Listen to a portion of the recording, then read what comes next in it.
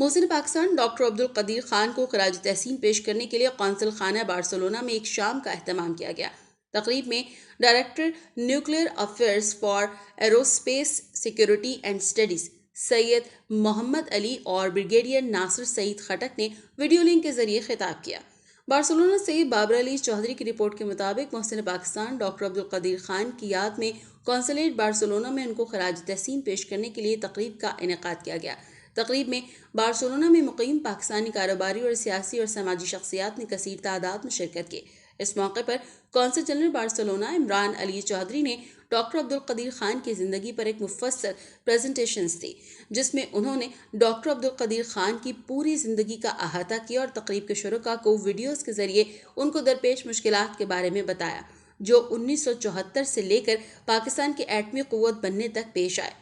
تقریب سے سید محمد علی director CASS اسلام آباد نے ویڈیو لنک کے ذریعے خطاب میں محسن پاکستان ڈاکٹر عبد القدیر خان کی صلاحیتوں پر روشنی ڈالی۔ انہوں نے کہا کہ ہمیں محسن پاکستان کی یادیں کیسے محفوظ کرنی چاہیے اور ان یادوں کو اپنی تاریخ اور کلچر کا حصہ بنانا چاہیے۔